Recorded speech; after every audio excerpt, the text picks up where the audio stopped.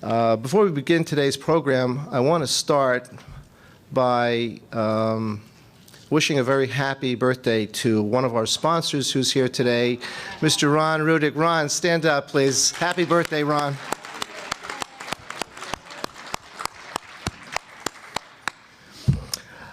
Okay, to begin this morning's program, I would like to introduce once again Dr. Terrence Campbell.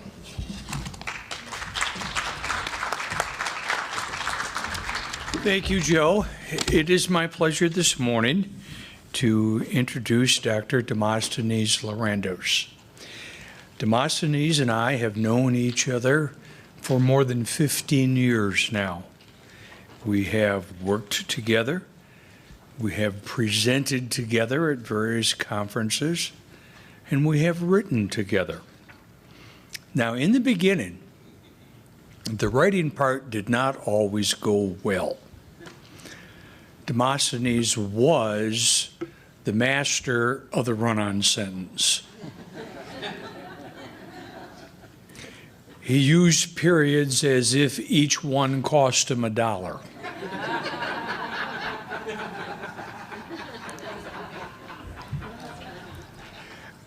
Our arguments in his office would sometimes send his secretary hiding for cover. Sometimes our arguments would become so intense, his secretary thought that maybe she should call Demosthenes' wife, and she could come to the office and mediate the confrontation that was going on. Demosthenes is typically a warm, caring, compassionate person, but sometimes he can be borderline cruel. He calls me Goldilocks.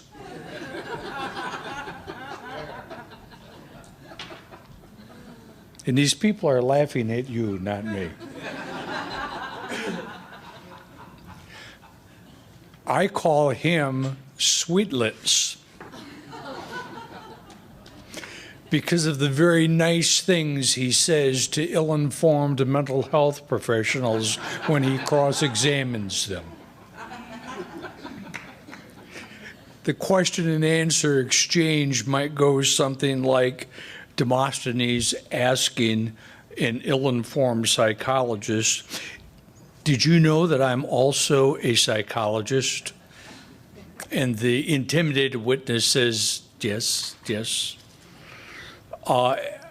Next question would be, "Have you read anything that I have written?" Witness says, "No." And the following question is, "By the time this deposition is complete, perhaps you're going to wish that you had read things that I had written."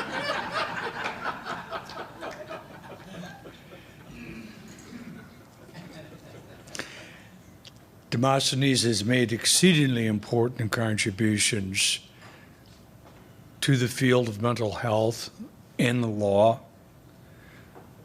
I can remember numerous occasions where Richard Gardner would seek his help and his counsel as Richard was navigating the many, many minefields that he faced.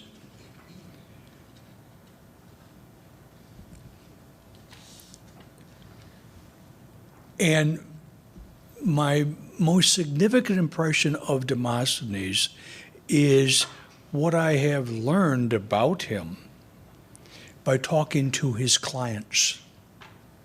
I've encountered clients of Demosthenes who are just overwhelmed by god-awful situations that have fallen upon them. But yet these are people who will say to me, "I still have my sense of hope. Doc," Demosthenes, "gave that back to me. I can get myself out of the vicious cycle that I was in because Doc helped me to see what I was doing to myself." So his capacities for restoring hope and confidence in his clients are quite remarkable. And at this point, I give you my very special friend, who I respect and love, Demosthenes Lorandos.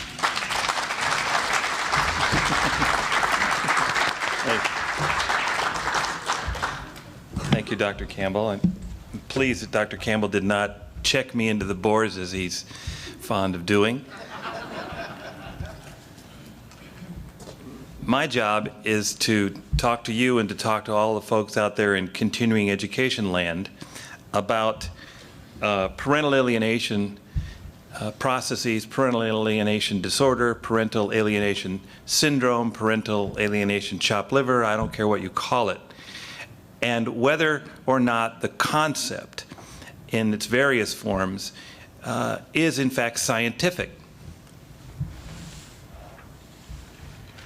I'm going to draw upon a sense of what science is and describe whether parental alienation is scientific, because Dr. Bone and I, having survived the New School for Social Research in the 60s and 70s, have a vague sense that we are in fact scientists. And as many of your presenters who are PhDs in psychology and other fields and psychiatrists will probably, no doubt, be seen as scientists, we have a sense of what science is, and I'm particularly amused at all of the folks that say PAS is not scientific, because all of them are non-scientists. And I find it delightful to have an opportunity to talk about how PAS may be or can be seen as scientific. And first I'm going to talk about what the main detractors, when people say, unless there's some nasty old trial judge from Oshkosh who doesn't know anything about science whatsoever, says, well, you know, it's just junk science and I don't think that that's got anything to do with anything.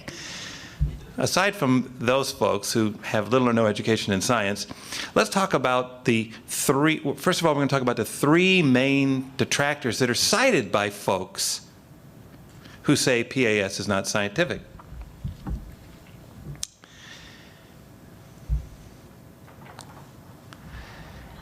The three main folks whose work is cited when people try to say that parental alienation syndrome is just junk science are a law student, a social worker, and a law professor. Unfortunately, people read what they say and think, oh, wow, this is, yeah, wow, golly, it's real scientific problems with this, and never look underneath what it is that they're actually saying, what their analysis is, or who they really are. Let's start. One of the articles from back in the 90s that's cited routinely to describe Gardner's work as being unscientific was written by a law student who apparently had no background whatsoever in science. And she said that, and she wrote a note, which is a non-peer-reviewed student article published in the Law Review where she went to school. And she said that Gardner uses a sexual abuse legitimacy scale to diagnose parental alienation syndrome, and says that Gardner's work hadn't been peer-reviewed at all. Of course, in order to say that, she had to ignore zillions of peer-reviewed articles and work that Gardner did. She went on to say that she attempted to refute Gardner's work by saying that Gardner only said that child sexual abuse claims in custody are contrived, and never said that they had any legitimacy. And to further her argument, she called upon research by a psychologist, social worker. Unfortunately, this is a notable detractor named Kathleen Fowler, who we'll talk about in a minute. But because Sherry had no ability to understand what the quality of scientific review really would look like or how it would be done, she just cited to some other detractor and suggested that therefore her opinions about Gardner should have some weight. So, unfortunately, when we look at Sherry's work in this particular article, we see that she thoroughly misunderstands base rate.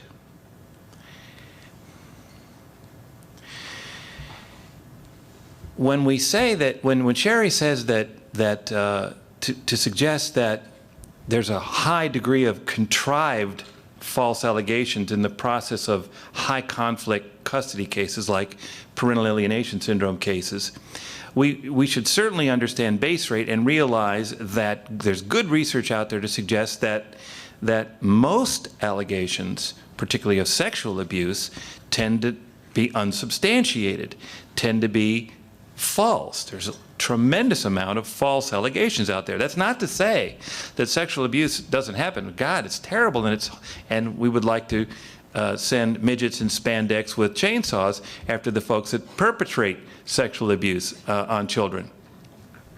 That's my suggestion for reforming the death penalty in the United States. Midgets in yellow spandex suits with those Mexican wrestling masks with chainsaws on live television.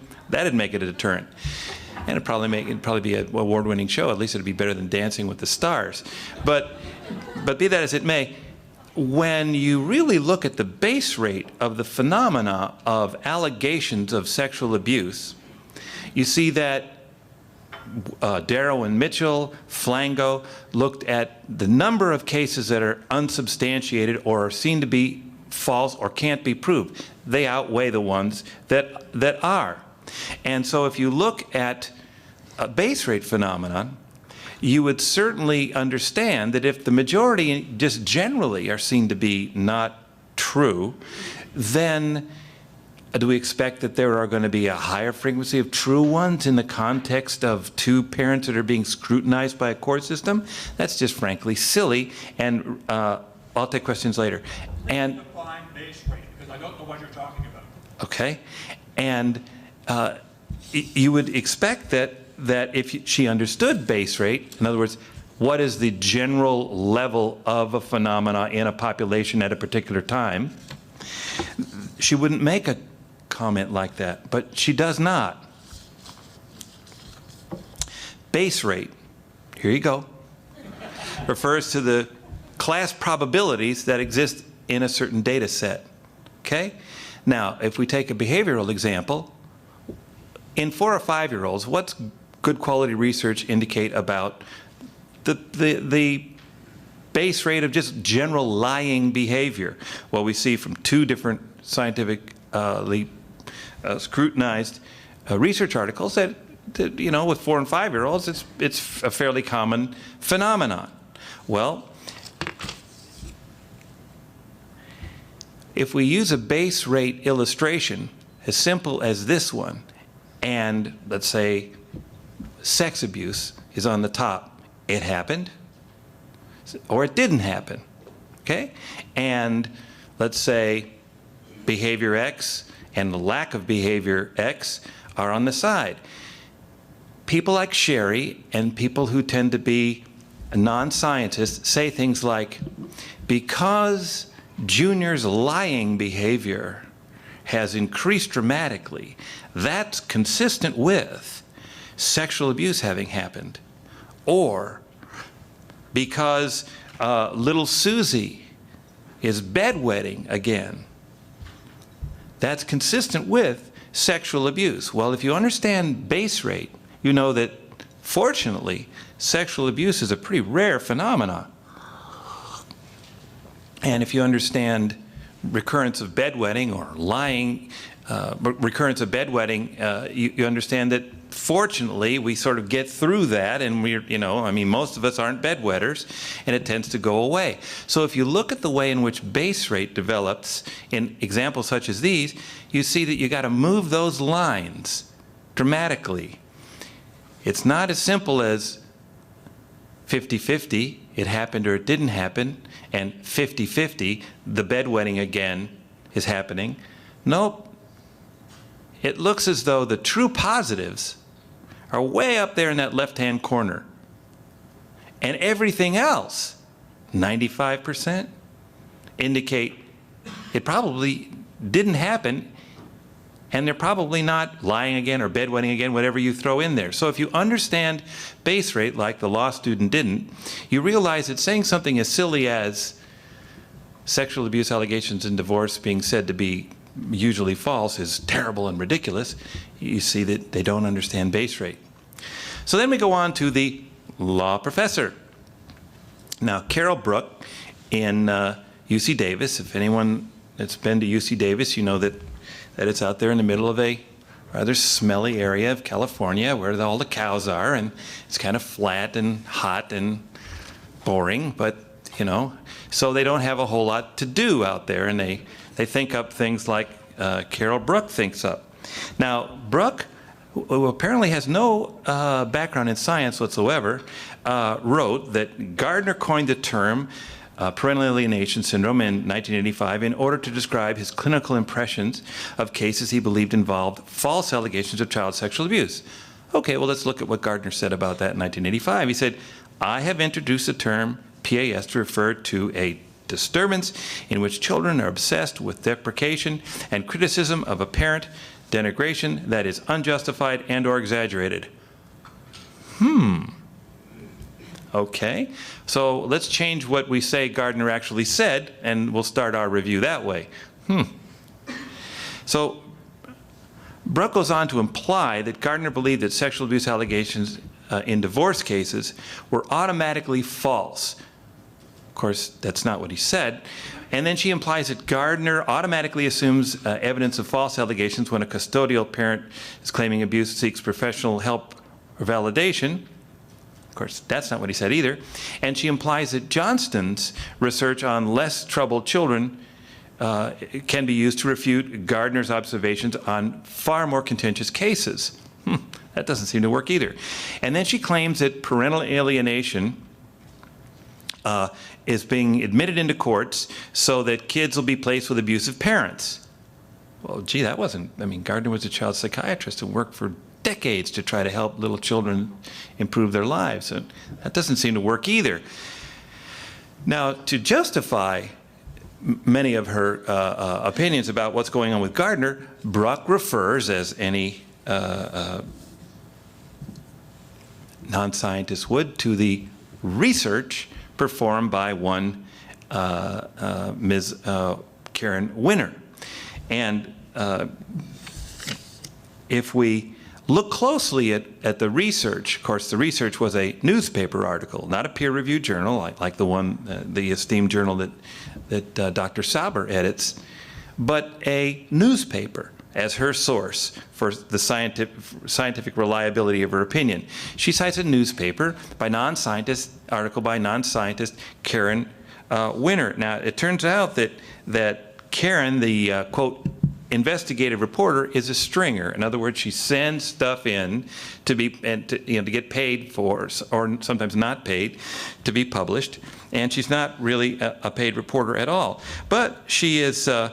She did a study that was commissioned by the California Protective Parents Association. Okay, if you examine who the Protective Parents Association is, you see that it's a bunch of folks who are on the wrong side of a custody decision in the California court and get really angry about it and form an association. Of course, if you look further at Karen Winner, this research that law professor Brooke, who's a non-scientist, cites to, you see that Karen has a website, and Karen's website describes how to debunk parental alienation syndrome.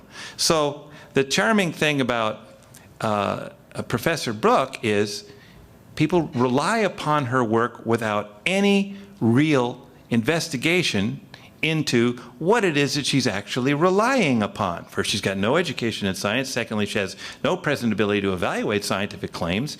I don't think she'd understand the difference between construct validity and inter-rater reliability if her life depended upon it. And she certainly cites the sources that Dr. Sauber would laugh at her and throw her paper in the trash. I don't think he'd even bother to write her a thanks but no thanks letter. He'd probably be laughing so hard if she tried to submit an article to his journal.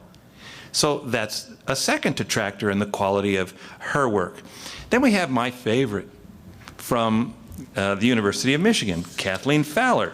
Now, the University of Michigan is sort of like the Berkeley of the Midwest in the United States. You know, if you shake any tree out, will fall 2 radicals and a therapist.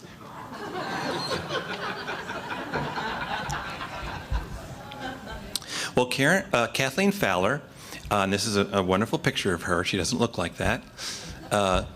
This is not a good picture of me. I don't look this bad. I look better than this. But Dr. Fowler, she has a doctoral degree in social work and social psychology. They put it together in this interesting program at the University of Michigan. Well, she's a director of the Family Assessment Clinic at the University of Michigan, or at least she was when they were still letting her play with real people. And she trained social workers as to what to do, and Dr. Fowler published several things about how Dr. Gardner was incorrect about child sexual abuse and about parental alienation and so on and so forth. So let's take a look at Fowler's actual work, not what Fowler says about what she does, but what Fowler actually does. And it almost never, ever happens that an independent team will go and take a good hard look at what somebody actually does, particularly somebody, in this case, who's critical of the concept of parental alienation syndrome.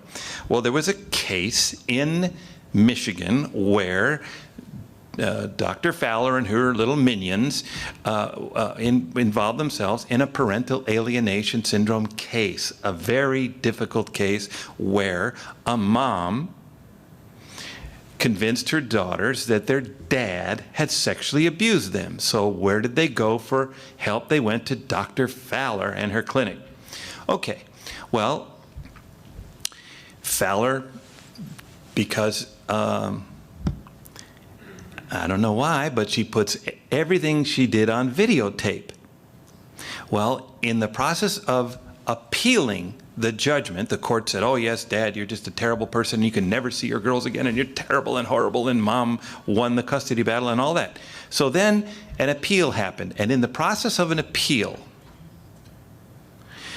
the Michigan court created a special panel to review Dr. Fowler.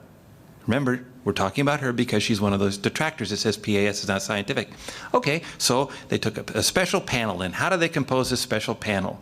Well, in the States, when the trial court does a custody decision, it can be appealed to an appellate level court, sort of a mid-level court. And then, if that doesn't get you anywhere, or if there's something wrong, then it can go to a higher court. In most states, it's called the Supreme Court. It's very much like the court system in Canada.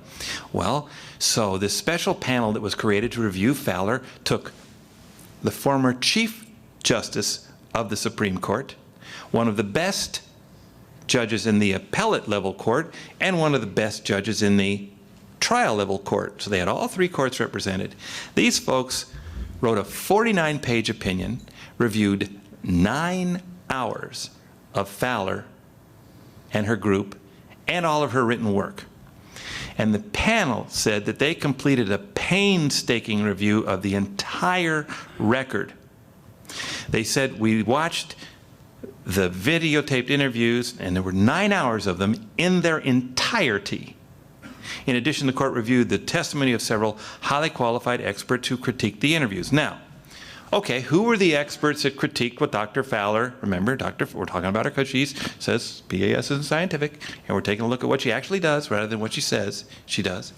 Well, who were these people that critiqued Fowler other than these judges? Well,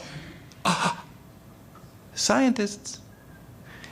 The former chief psychologist of one of the county circuit courts, clinic, another retired chief psychologist from another county's court clinic, and the former president of the American Psychiatric Association. Oh, okay. So we've got the best judges they can find from 3 different levels of courts. They got a former president of the Psychiatric Association and 2 former chief psychologists of court clinics who see hundreds of highly contested custody cases and supervise all the folks in their clinics that see hundreds of these. That's who reviewed Fowler's work. Well, as I said, It was a Chief Justice, a Court of Appeals judge, and a trial court judge. And the court said that their independent conclusion was that when Fowler was interviewing these girls about the allegation of sexual abuse in this highly contested, arguably parental alienation syndrome case, what Fowler did was to create interviews that were suggestive, coercive, and untrustworthy. They went on to say that there were numerous inaccuracies and deficiencies in their work. They quoted Dr. Benedict, the former president of the American Psychiatric Association, who said that these couldn't even meet basic standard of care. The two other doctors that I've referred to found coaching, bias, slanted questions, and failure to look at any alternative hypothesis. Now, in Benedict's opinion, she said that after reviewing a videotaped interview of Fowler with a child, Benedict testified she did not believe the interview met the standards of unbiased interviews, and she stated that the interview was replete with leading questions. What's the worst thing you can do with a little kid and you want to find out, has somebody hurt you? Leading questions. What's the next worst thing you can do? Repeated questions. Did your daddy hurt you? Did your daddy hurt you? Did your daddy hurt you? Did your daddy hurt you? Did your daddy hurt you? Did your daddy hurt you? Did your daddy hurt you? I guess. Aha! We got it. And gave the child a rare opportunity to say what actually happened. Now, of the two court clinic psychologists that had seen hundreds of cases of abuse, one said that, quote, the younger child was being coached, rehearsed, and prepared to tell what the interviewer and the defendant, the mother, want her to say. The children were set up verbally several times about what they were going to have to testify to. The interviewer undressed the male doll and fumbled with the penis. Brrr, brrr, brrr. While the older child was asked leading, wait, PAS is not scientific. I mean, Kathleen Fowler says so. Brrr. And asked penis-related questions, which provided visual as well as auditory markers.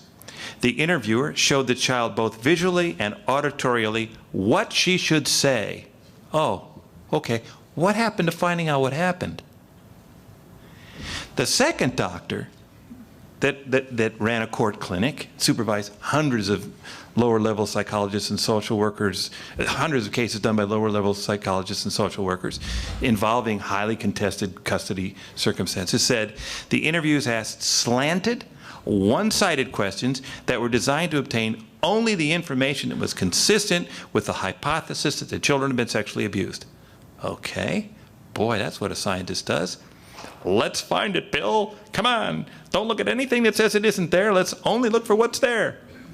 The interviewers did not ask questions that could obtain information that disconfirmed their expectations. The interviewer's questions created imagery in the child's mind and can result in the problem that the questions create the child's imagination. Okay. After doing therapy with children for decades, since the 60s, you know and I know that it's difficult enough for little girls to deal with boys in the world. Difficult enough. I mean, come on. We're, boys, hormones, we can be difficult.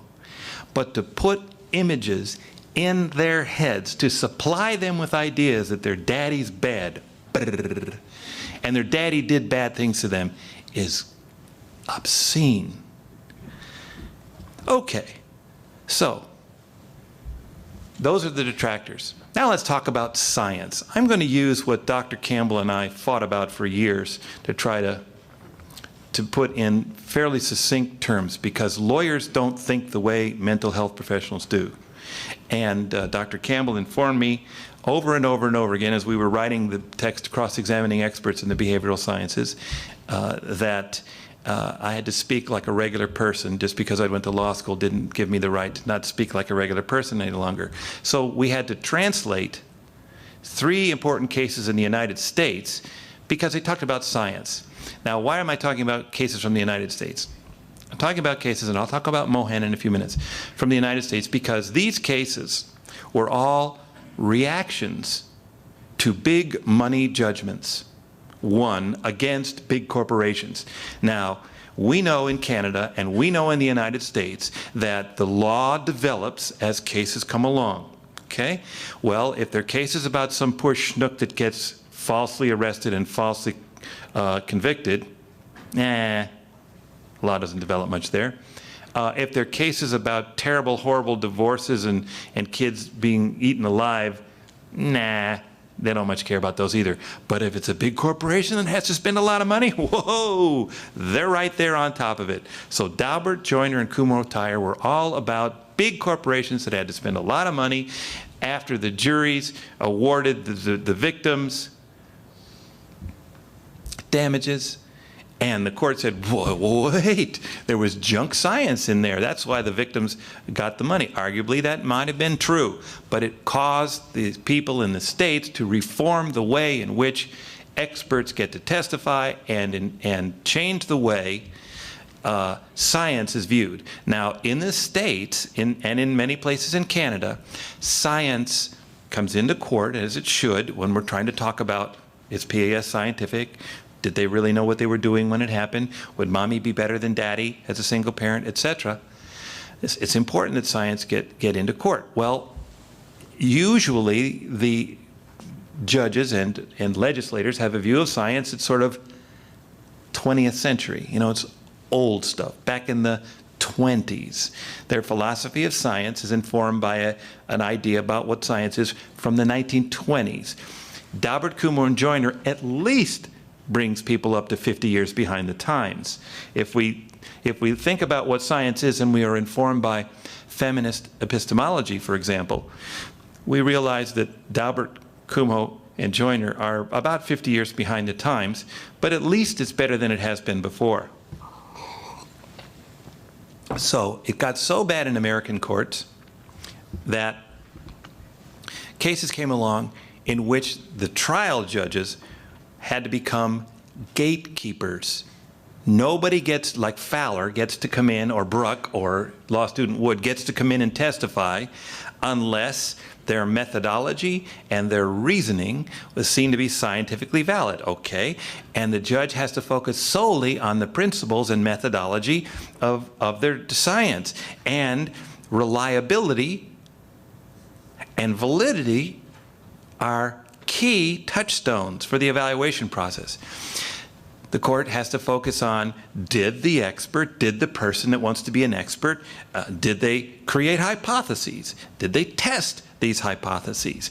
These are key questions that have to be answered before they can waltz in and talk to a jury or talk to a judge about who'd be better, mommy or daddy.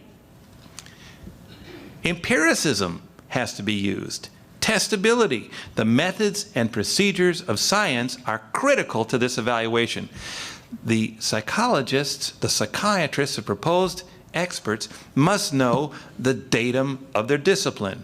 If you're a licensed plumber, to keep your license, you really have to know about copper, PVC, vent traps, all sorts of important sanitary issues, pressure, etc. If you don't know that, you can't be a plumber.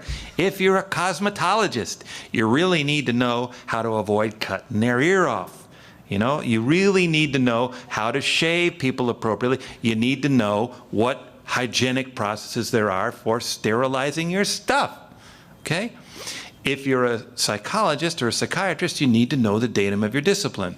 Well, you need to know what are the scientific tenets and the basic data of psychology. If you don't know the datum of your discipline, you can't testify as an expert. Golly, what about Bruck and Wood and Fowler? I wonder if they know the datum of their, oh, well, forget it. Reliability analysis, validity analysis is key. Experts can't just waltz into court and say, I'm an expert, I've been qualified 600 times. That's called Ipsy-Dixit. Doesn't work anymore. We know that methodology and the expert have to be analyzed, their methodology and who they are and what they know have to be analyzed together. The expert has to be reliable as well as their methodology. Validity of the expert's qualifications and the reliability of their proposed testimony has to be looked at. There has to be a valid connection to the pertinent facts. These are the tenets of science as it applies in legal determinations. The scientist, the expert, must use the same intellectual rigor in their analysis for the court that they use in their work that they would try to submit to a journal like Dr. Sauber's. If it doesn't meet scientific rigor, if the reviewing panel says, I just don't think so, it's going to get sent back. Thanks, but no thanks. Same with the court now. So let's talk a little bit more about misconceptions about science. The most common misconception about science is that it only refers to carefully designed laboratory studies where the impact of different variables on some outcome of interest is quantitatively measured and statistically analyzed. Well, there's two methodologies basically, if we just want to be very basic about science. There's a quantitative methodology and a qualitative methodology. Quantitative research involves, well, it's a dominant paradigm, and it involves essentially operational definitions, setting up contrasting circumstances, testing the manner in which one variable impacts on the ones of interest, and then analyzing what happened. Well, can we do that with parental alienation syndrome? No. Okay, you 200 divorcing families that are at each other's throats over here, you 200 divorcing families that are at each other's throats over there. Okay, all you half of you dads, you're going to say mom's a slut every day. Half of you moms, you're going to say dad's a bastard and he's been going out on you forever. You guys, we're going to teach you how to be reasonable. Okay, let's watch what happens over here. Okay, Bill? Well, we can't do that. Now, certainly we can look at cohort studies, but that's a little bit beyond my presentation for today. Qualitative research is a methodology and an approach that focuses on narrative accounts, descriptions, interpretation, context, meaning, and the goal is to describe, interpret, understand the phenomena of interest. Now, according to Professor Kasdan of Yale, qualitative research is an approach to the subject matter of human experience, and it focuses on narrative accounts, description, interpretation, context, meaning. The goal is to describe, interpret, and understand the phenomena of interest. That's where I got that quote. Well, let's see. How does qualitative science work? Well, anthropology. Wait. Let's go back in the time machine and put this Inca village against that Inca village, and we'll vary one variable and we'll see if it... Can't do that. Sociology. Hey, let's go to the football game, and we'll all the people over on this side of the stadium, and can't do that. Social psychiatry, psychology, education, community development, city planning, field biology. Okay, all you gorillas on this side of the valley over there, we're going to paint all the other ones blue. We're going to measure. Can't do that. So, is PAS scientific? Gardner's process over the years has been qualitative research, whereby he systematically and cumulatively described a type of divorce-specific familial interaction, which he properly labeled a syndrome. Gardner was a qualitative researcher. He looked at many, many cases and tried to describe what he saw and tried to describe what was going on. So, are qualitative methods scientific? Yes. Do qualitative methods and PAS meet the Daubert criteria, what's considered to be science? Well, what are they? Testability, falsifiability, error rates, peer review, general acceptance, validity, reliability. Well, what's testability? It's proof by disproof. Can we test ideas about parental alienation? Yeah, sure we can. PAS is certainly testable. Gardner described 8 factors. We can test whether they exist or not. In fact, Bricklin and Elliott are trying to develop inventories that have some inter-rater reliability and some test-retest reliability that can be used in family conflict circumstances. They can certainly test whether those are accurate or not. They can test whether or not they speak to a phenomenon of interest accurately or not. They can test whether or not inter-raters or test-retest find them to be reliable or not. Certainly those concepts are testable when they're operationally defined in that fashion. So Siegel and Langford's study used MMPI-2 personality variables, and they said, this study shows that females who exhibit parental alienation syndrome behaviors are likely to produce extremely defensive MMPI-2 profiles. Now, not just females, remember. Guys are every bit as vicious when they're doing PAS. They appear to respond to the MMPI-2 items in such a way as to appear highly virtuous and without emotional problems or difficulties. Research has shown that most parents being evaluated in the context of custody dispute produce defensive MMPI-2 profiles. The finding that parental alienators answer the test items even more defensively than other parents in custody suits may shed light on their personality tendencies and may be diagnostically useful. Well, that's testing hypotheses about PAS. Falsifiability means, can you set up a hypothesis and falsify it? Now, critics such as Johnston, if anybody understands Johnston's work, surviving the breakup and that sort of thing, and knows what the population was that she was looking at, Corte Madera, Marin County, California, at a particular time period, has a pretty good insight into extrapolations from that data set. Having grown up in a neighboring community and having played high school football against Corte Madera, I would say that they weren't any good. Be that as it may, that's not scientific. Anyway, Johnson said, Gardner has formulated a definition of PAS that includes its hypothesized etiological agents, an alienating parent, and a receptive child. This renders his theory of cause of PAS unfalsifiable because it is tautological. Okay.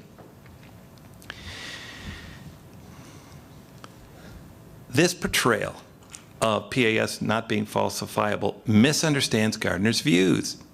Taking his generic observations about common characteristics of PAS phenomena and equating these observations with case-specific diagnoses of PAS based on a comprehensive family evaluation in which a causal connection between the alienator's behavior and a child's system was found. In other words, the idea that a particular parent in a particular case may be inducing PAS is clearly a falsifiable hypothesis, assuming that the alternative explanations were considered as part of the family evaluation process and disproved before the PAS diagnosis was rendered. That wasn't hard. Okay, falsification using case studies. Now, case studies are an important method for falsification in qualitative research and social sciences. The temptation is to just stick with cases that fit the original theory. Falsification utilizing case studies means always looking for the awkward case, always looking for the outlier, searching for new insights and analyzing what is controversial and what may have gone wrong and why. As a behavioral science concept, in the early stages of science, PAS lends itself well to the approach of case study falsification methodology. Error rates.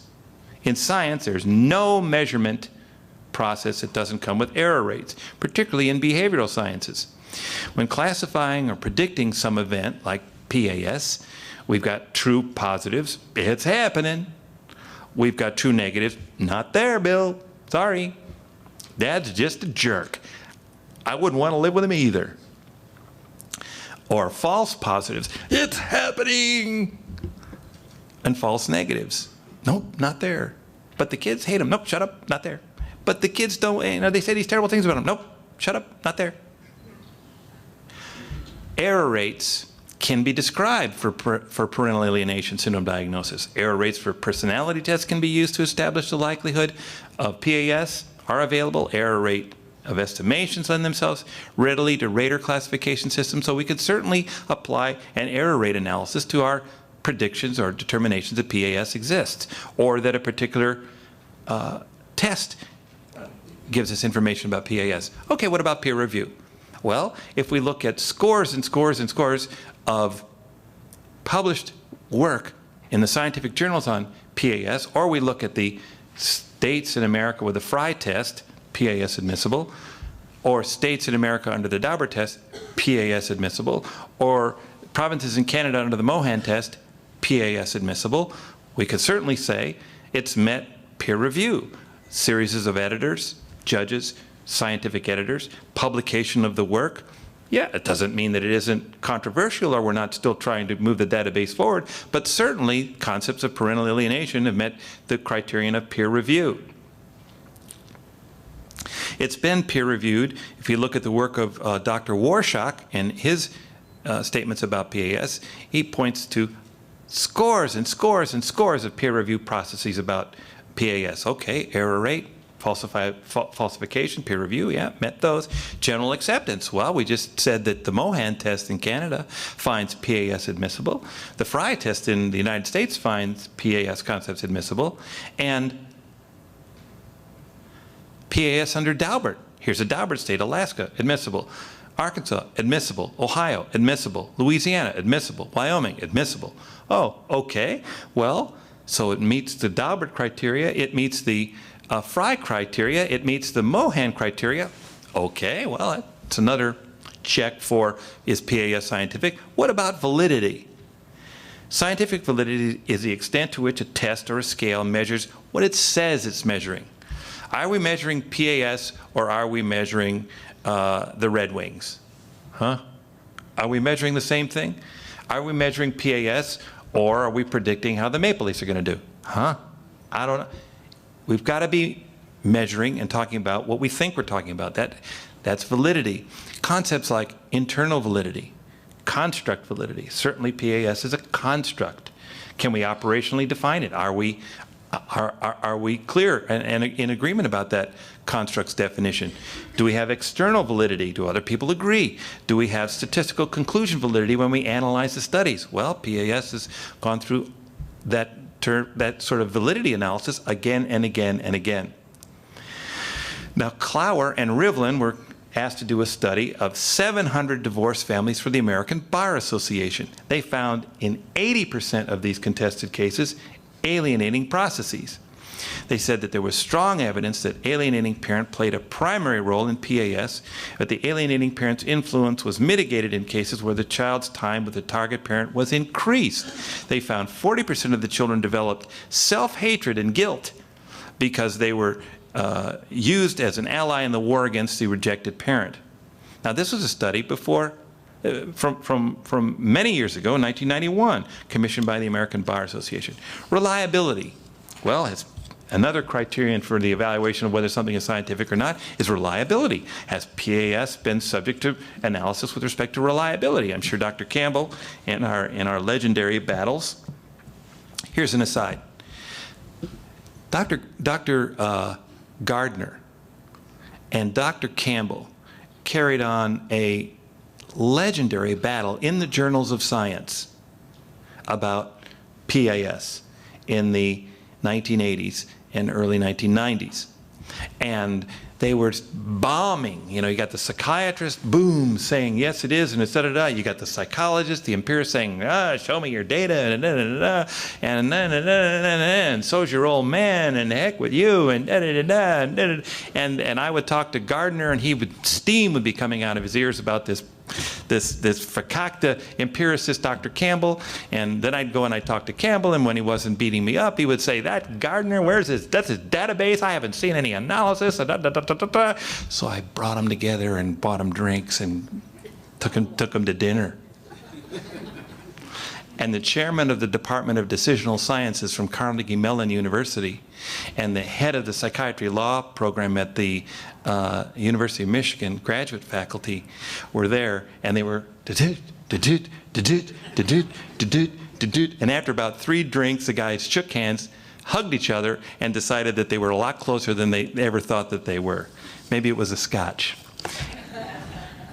In any event, in an interesting study by Rueda, designed to test reliability concepts with respect to parental alienation, we find significant concordance among raters that PAS existed. Now, Kopetsky, a social worker off in California, did a whole study about alienating behaviors and saw the same things before she ever knew Gardner existed. Gordon and Stoffli and Bordinelli in 2008, Amy Baker in 2006, published studies about reliability. The results showed strong support for Gardner's definition of PAS. The results revealed distinctive patterns of alienation, publishing reliability studies as well. Now, we have found in the courts of the country, we have found in Saskatchewan just last year, you know, I don't know why you do this.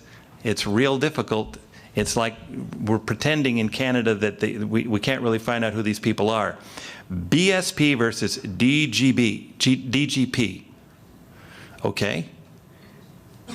Well, in that case, in Saskatchewan, significant parental alienation was discovered. And the judge said, you know what, buddy? This lady is not an alcoholic. She's not a drug addict. She's not a prostitute. She's a warm, loving, caring individual and a mother of 2 teenage children that has been raised, and she's cared for them since birth, except for just the last 16 months when you and her broke up. So you know what, buddy?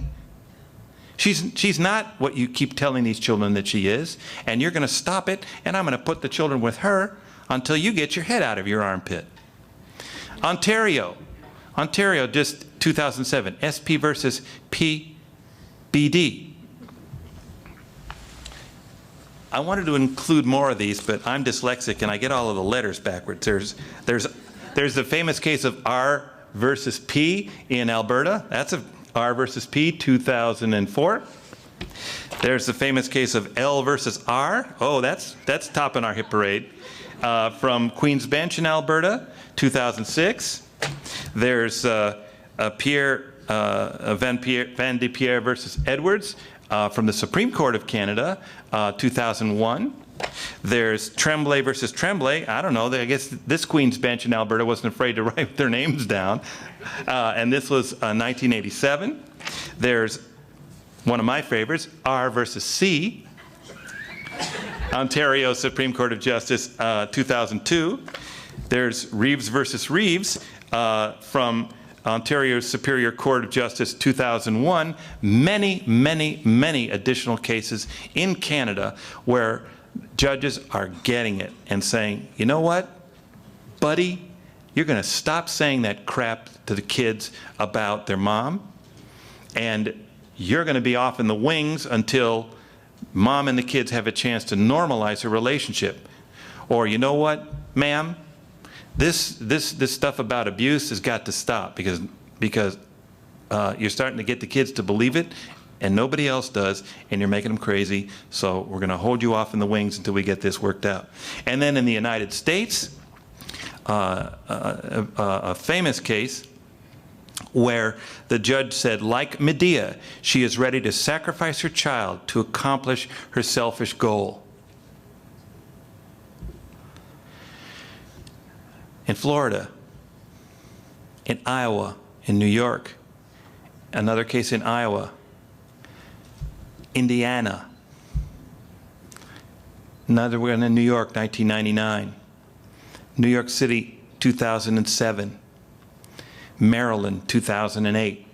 Many PAS cases working their way into courts where the courts say, this is parental alienation syndrome, this is parental alienation disorder, this is parental alienation, I don't care what you call it, this is going to stop.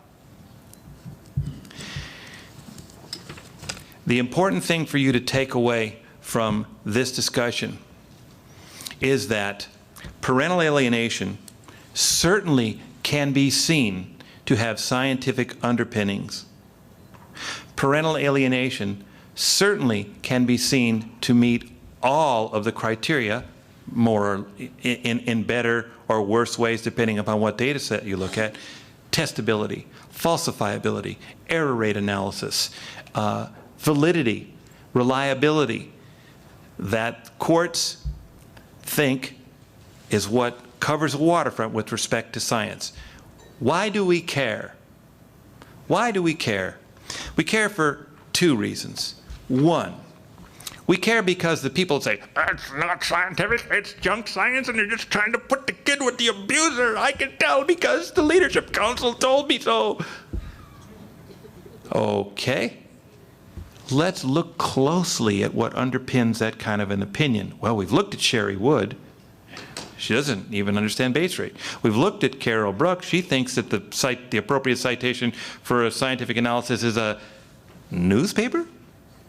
And we looked at Kathleen Fowler, and despite what she writes about, when you look at what she actually does in a PAS case, in a false allegation case, it's horrific. Okay. We care because one side or the other is going to say, well, forget about what's happening to the children. This is stupid. This is a ridiculous conceptualization. Forget about it. No. We're not going to talk about what's happening to the kids. No. I'm not listening because it's junk science. And you don't find folks that say that actually looking carefully at the methodology of the analysis that came to that opinion. So we care about whether PAS is scientific because people try to change the argument away from helping the kids by saying it's a junk science concept when it isn't. And we care about it because as we can determine that it has an ability to be, that the concept has an ability to be scrutinized with the procedures, the principles and methodology of science, we can come to see it as a valid concept. We can come to see it as a reliable concept. We can come to see it as having some predictive weight. I had the honor of going to dinner night before last with Barry Bricklin, who's been trying to do, and Gail Elliott, who've been trying to do stuff with high conflict divorces for decades. And after Bricklin had about 3 drinks, he was telling me about his contact with Einstein back in the day. He's about 600 years old. And he was telling me, you know, all science really boils down to is attempts at better description and better prediction. So the second reason we care about PAS being scientific is because it tells us that if we don't interdict this process, if we don't stop this, our sons and our daughters are going to be crippled in their object relations, in their ability to get along in the world, in their ability to have good relationships with the opposite sex. And that is the most important reason of all. Thank you.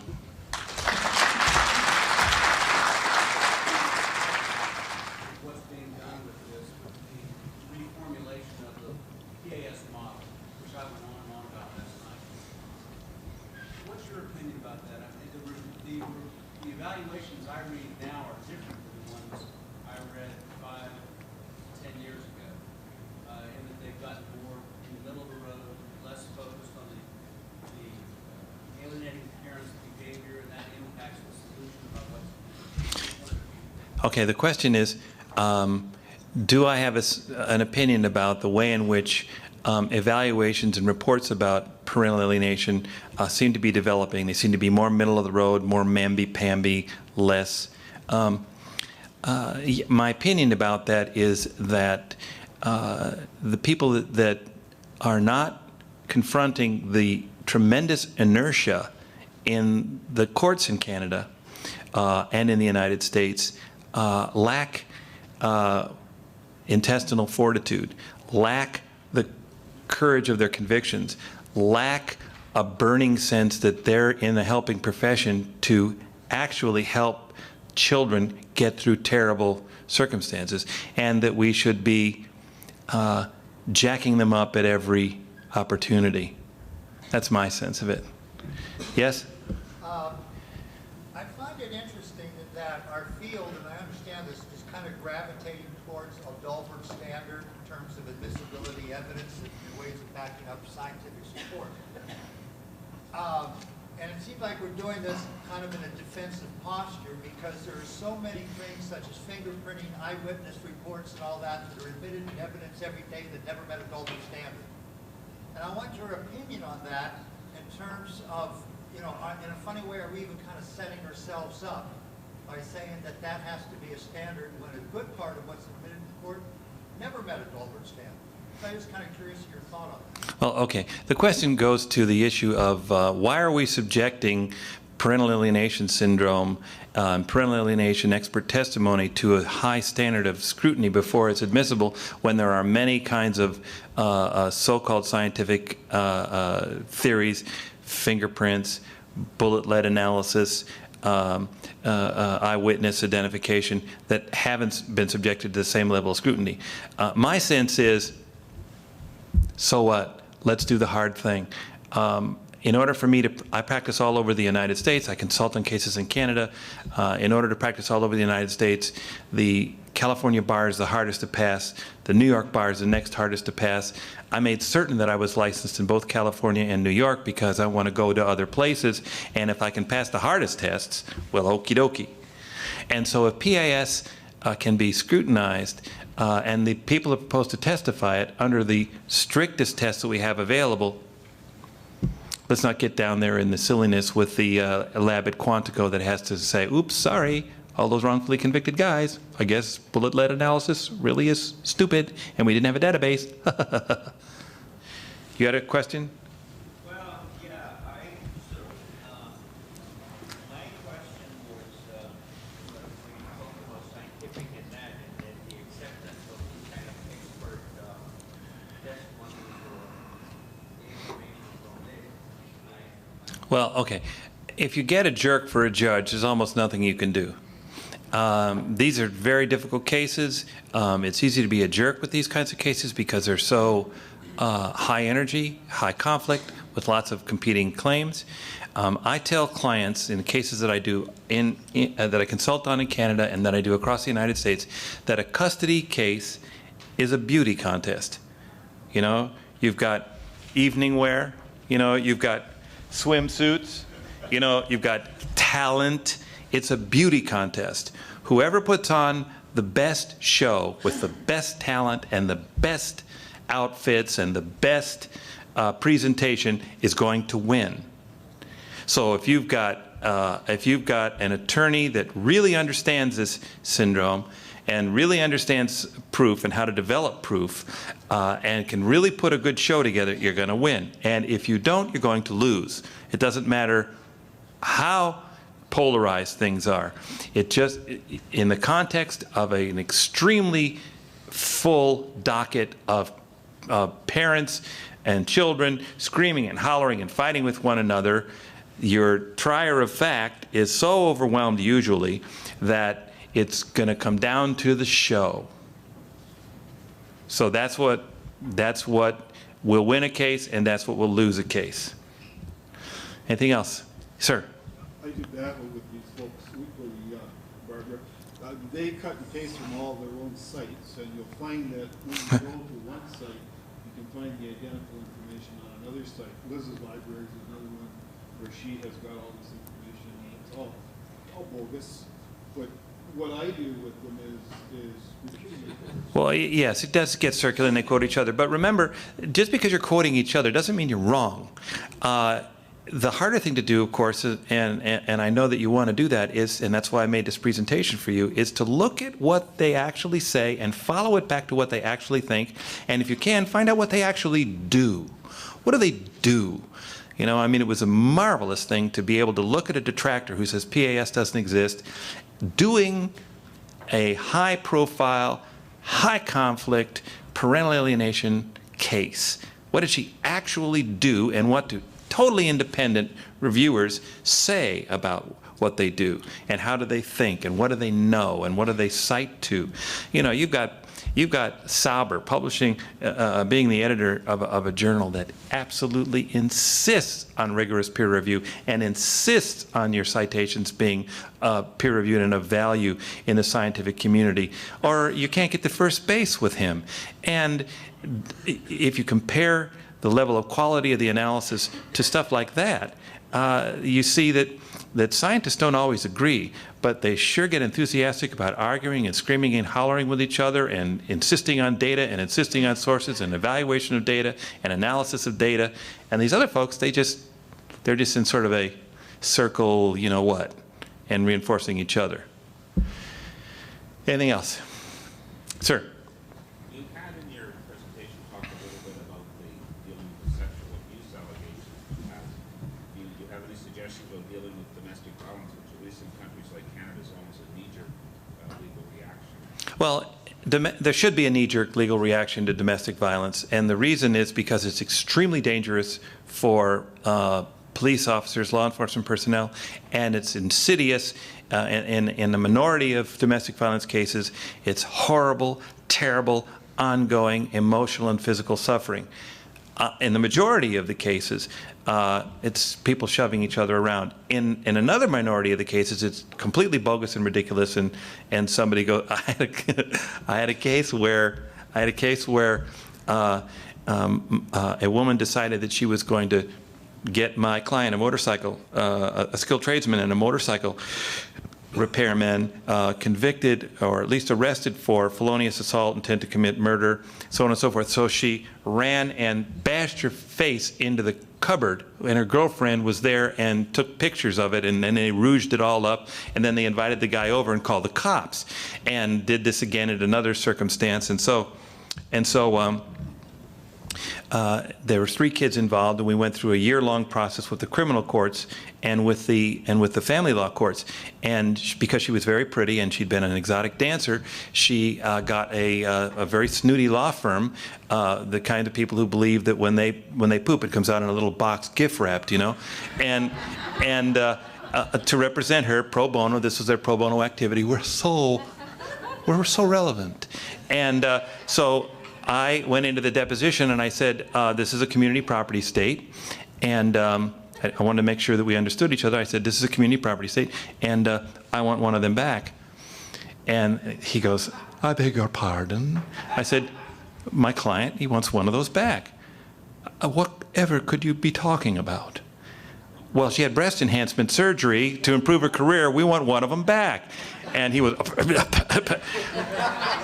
When the dust settled, Dad got the kids, Mom was put into counseling, and we got the girlfriend to testify against her that this is the kind of stuff that she was pulling. But it took forever and a tremendous amount of effort, this guy's bill got so high that if I ever get a motorcycle, if I ever get a Harley Davidson, I can have it repaired, rebuilt, remodeled for the rest of my natural life. But at least the kids are doing well. So it takes a lot of work to demonstrate that some phony domestic violence accusations are in fact phony and they're contrived. And judges are not willing to listen to that unless you have a very good case and you make a very good presentation about it. Anything else? Sir? You did work for $2. I'd like to offer you $50 with inflation.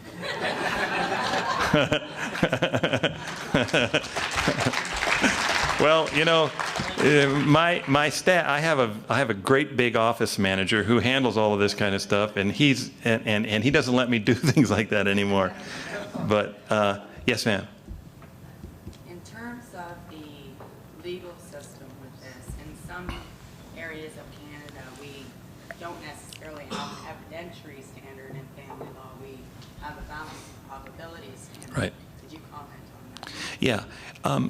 A probability standard is a good standard if you're using probability and a balance of probability standard to demonstrate what is a predictive validity and the predictive reliability of assessments of PAS. In other words, okay, do we have it or don't we have it? What is the descriptive validity? What's the probability that we're accurate that it in fact exists? Okay, we've got it. What's the probability that we're accurate with respect to how severe it is? Okay. and what's the probability, what's the predictive probability of what's going to happen to the kids if we don't do something differently. That's the game I play in those jurisdictions. What if those probabilities are actually based on previously flawed research decisions, reports? You need to go back and unwind them. And sometimes the only way you can go back and unwind them is to bring the people in that wrote them and examine them. Do it in depositions, do it orally or in writing. They tend to fudge in writing. I tend to try to, put them on with a pin and a cushion, and then force them to read things that Dr. Bone and Jane Major and Dr. Campbell and Dr. Sauber have written and explain to me how their findings comport with the peer-reviewed scientific literature. First of all, find out if they even knew about it, because they usually don't. Sir? Is there a statistic probability that children who grow up with their fathers don't do well in society? Or why isn't that just enough to get joint parenting in? Well, there's a very good book by Michael Lamb, published back in the 80s, called Father Absence. And it brings together, or at the time it brought together, decades of research about how kids do when dad's not around. Hetherington, Cox, and Cox were premier authors in the field. And there's a great deal of statistical data about how kids do without a dad, without a father figure. And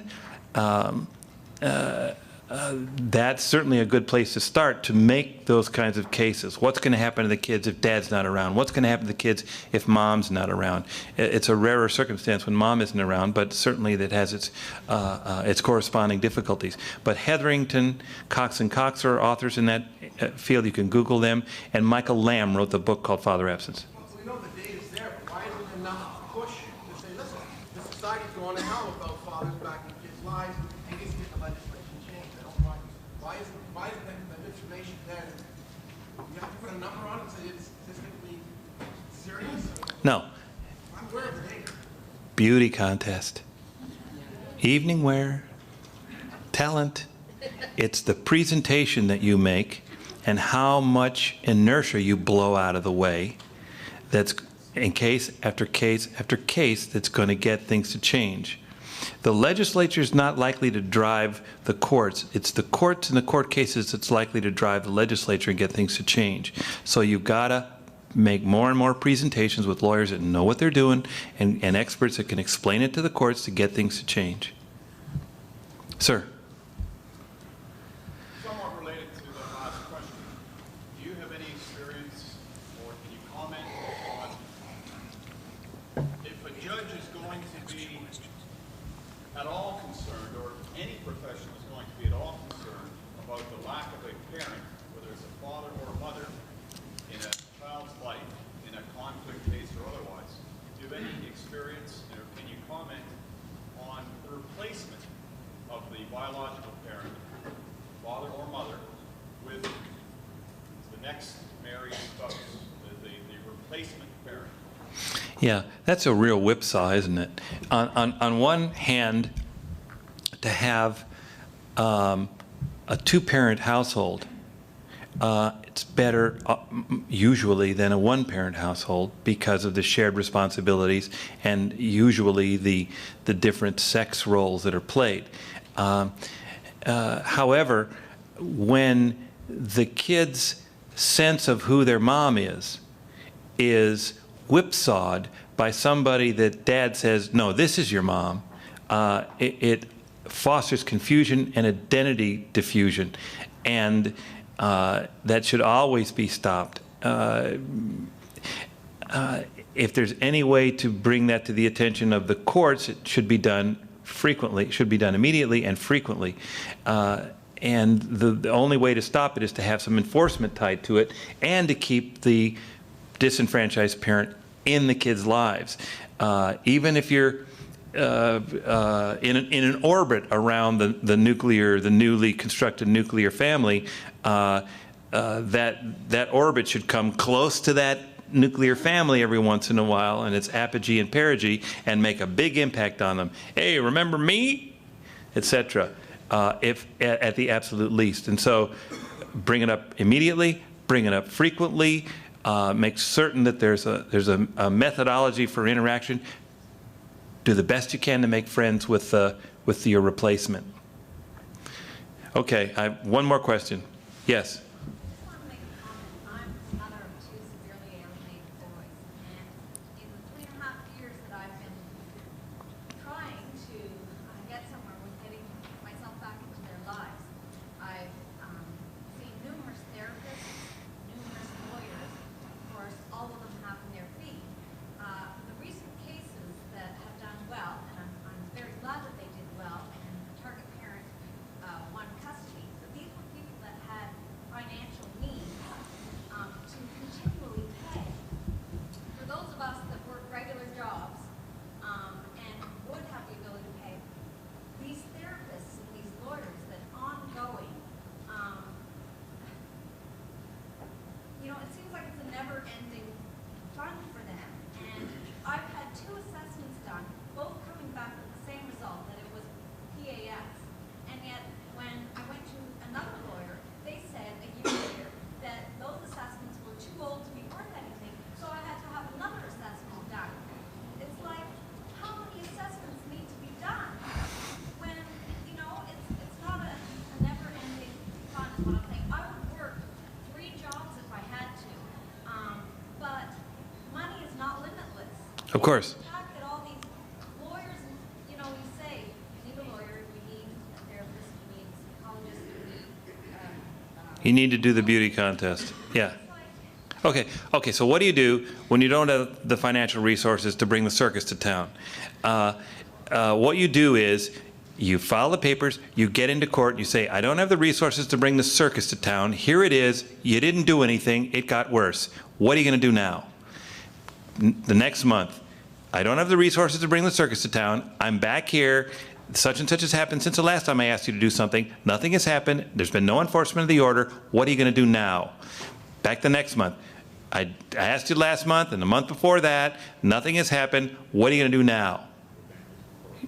And be back there every single time, as polite as possible. This is what you said. This is what happened. There were no consequences. What are you going to do about it? Previously, before the last time I was in court, I had funds available for lawyers and therapists, but the last time I was in court, I was ordered to pay child support or not to see my children. And so in order to continue to pay therapists and lawyers, and it's just, I will take your advice. Right. Well, they're bringing you into the low-stakes table in the casino, and they're keeping you in there, but you're at the nickel slots, aren't you? Well, poop on the chair. Come on, do something. Thank you very much.